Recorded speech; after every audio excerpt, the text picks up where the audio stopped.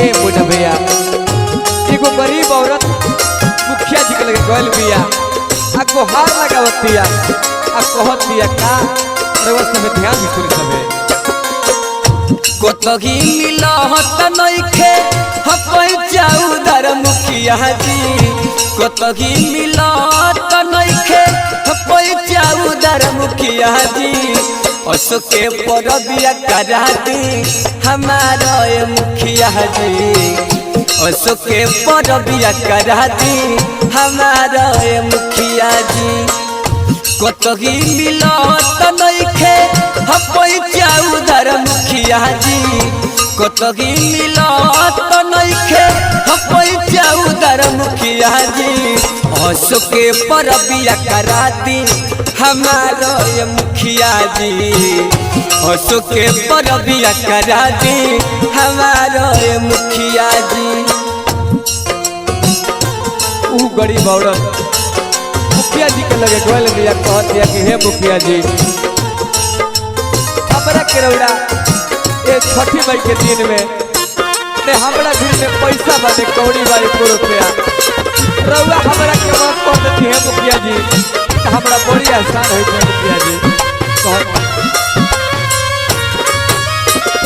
कराई दे मुछठ परबिया होई एहसान जी फसल बजाएला से बिगड़ल हमर वर्तमान जी हे मुखिया जी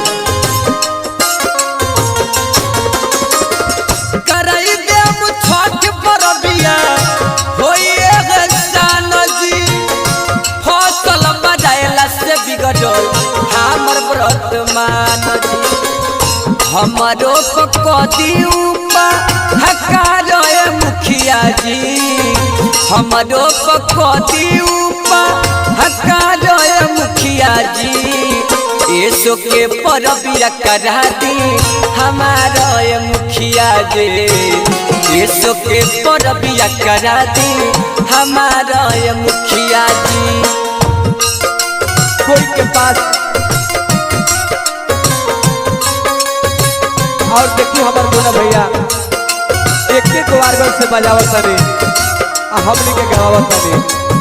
का बढ़िया बात भाई भैया अरे दिया कोई गरीब के पास पैसा ना रहेला तो ओकरा पर्व त्योहार के दिन कितना बुझाला रे सबे पूरे जाता नहीं सबे अरे दिया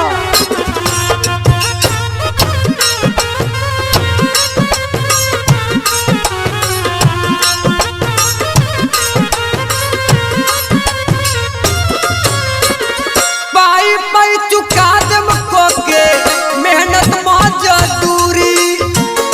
तनिए से समझी मुखिया जी हमारा मजबूरी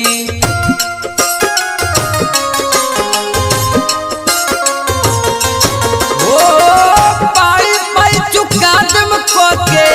मेहनत मजदूरी तनिए से समझी मुखिया जी हमारे मजबूरी दया कोदी हमारा परिसर हकार मुखिया जी दया कोदी हमारा परिसर हकार मुखिया जी असके परबिया करा दी हमारा मुखिया जी ऐसो के परबिया करा दी हमारा मुखिया जी। क्या बात है मुन्ना भैया क्या बजाने का आपका स्टाइल है सब छठी माई की कृपा है जय हो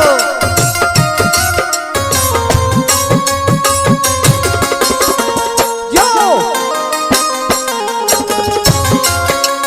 बोली बोली छठी मैया की जय।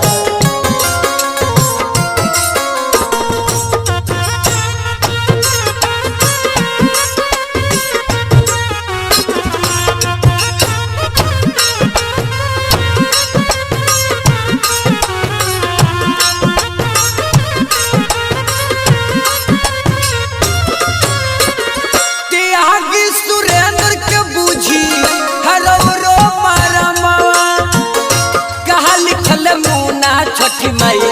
तोहरो करमवा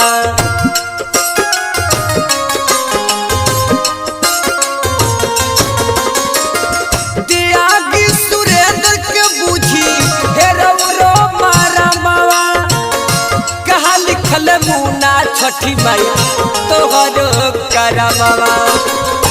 दीपक के सारा जिंदगी बा अन्हार मुखिया जी दीपक के सारा जिंदगी बा अन्हार मुखिया जी येसु के परबिया करा दी हमारा मुखिया जी येसु के परबिया करा दी